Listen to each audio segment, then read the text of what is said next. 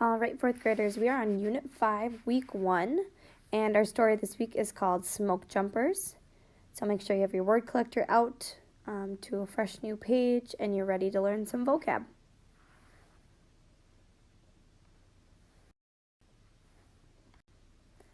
All right, so before we get going, let's review some of those word work expectations. So remember to have your headphones in and your volume up so you can hear what I'm saying on the video. Remember, you can pause and rewind the video whenever you need to, but remember not to fast forward because you'll miss some things. And remember to write your own sentences in your vocab Foursquare.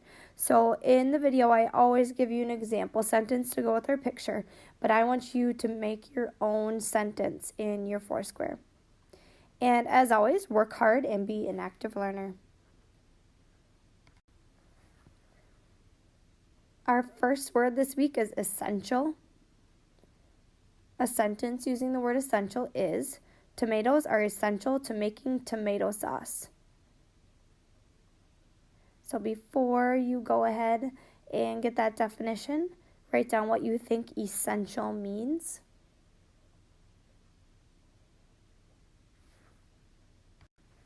So essential means absolutely necessary or extremely important.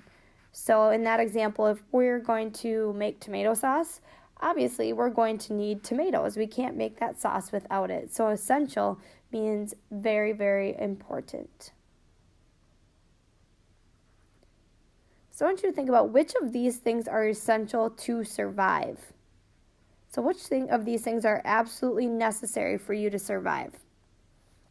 Food, water, an iPhone, shelter, or expensive clothes.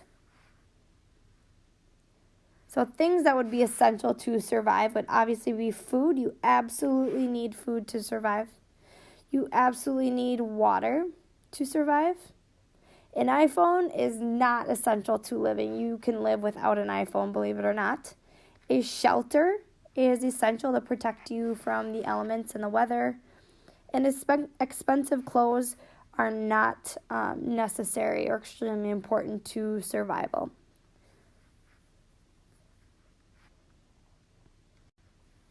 Our next word is underbrush. Underbrush is growing beneath these trees. So if you look at this picture, it says that there's underbrush growing beneath these trees. So really use this picture to help you and give you clues about the definition. So what do you think underbrush means? So underbrush is bushes and small trees growing under larger trees in woods or forests. So if we look at this picture example right here, we have our tall trees up top right here. And then the stuff down here in the bottom of the picture is what we would consider underbrush. So they're bushes and smaller trees that are growing under much larger trees. So you would see underbrush in a forest or in the woods.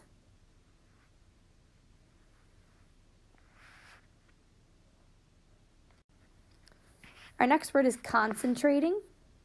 The children are concentrating on their game. So look at their faces.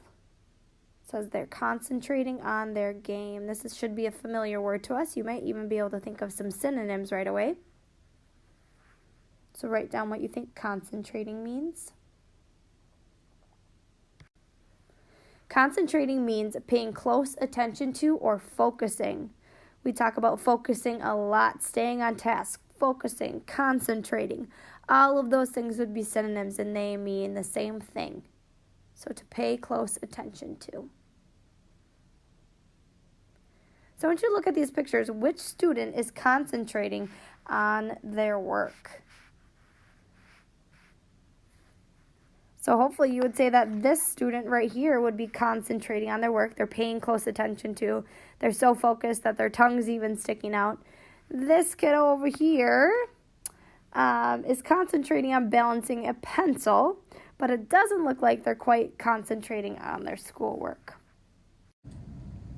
Our next word is dedication. A sentence using the word dedication is, the firefighters show dedication to their job.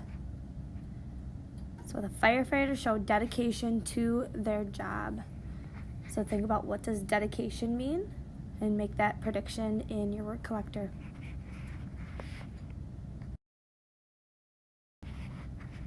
So dedication is devotion, the act of setting apart, or the condition of being set apart for a purpose. Okay, so let's think of some examples to try and understand this definition a little bit better, because the definition is a little bit wordy. Okay, so think about, would a dedicated student skip school? And why do you think that? So if someone is dedicated, or a student is dedicated, would they skip school?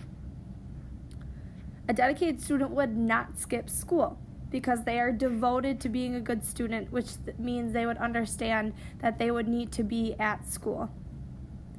So think about a dedicated basketball player. They would show up to every practice and every game on time or early, and they would put in the extra time practicing. So it's being devoted to something. Our next word is parachute. This parachute is filled with air. So you can look at this picture for some great clues about what a parachute is, or what the definition is. A parachute is a device shaped like an umbrella, made of nylon or silk, which allows people or objects to fall slowly after dropping out of an aircraft. Okay, so it's shaped like an umbrella made of nylon or silk, and it allows people or objects to fall slowly after dropping out of an aircraft. And when I was searching for some different pictures of parachutes, I found some cool pictures of dogs, like dogs that are in the Army, and that they help out in the Army. They're service dogs, and they can actually do these parachute jumps with people. So I saw a few pictures of dogs jumping out of aircrafts with another person using a parachute.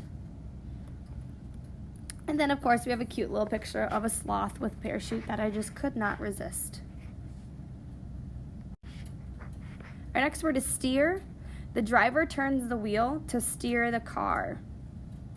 So the driver turns the wheel to steer the car.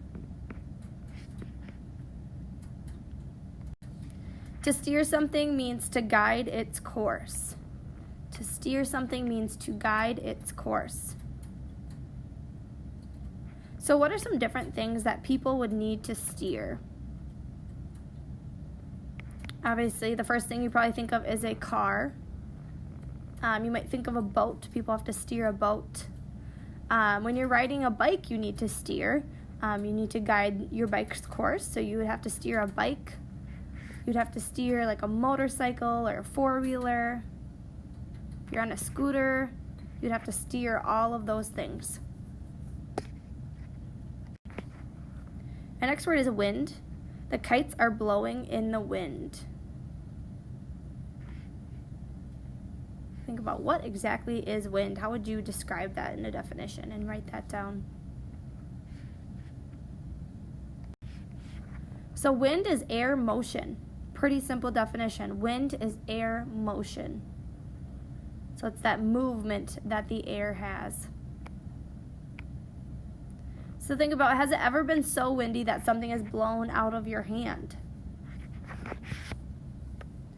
I can think of times, maybe in the spring or in the summer, when you're eating outdoors or having a picnic or something, you know, and your napkin might fly out of your hands, or your paper plate might fly off of the table.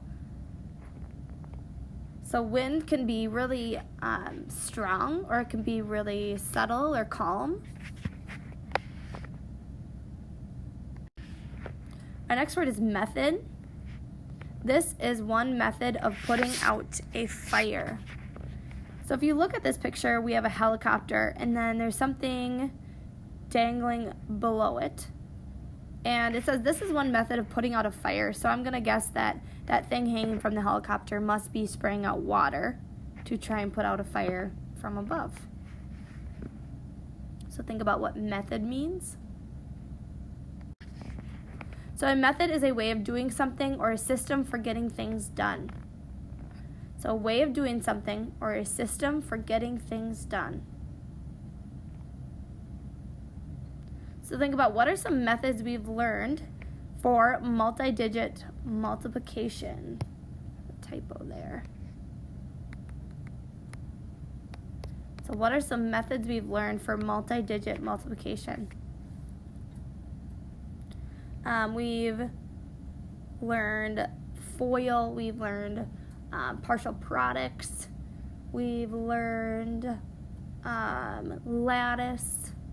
We've learned a lot of different methods for doing that multi-digit multiplication, and those could be called strategies or they could be called methods.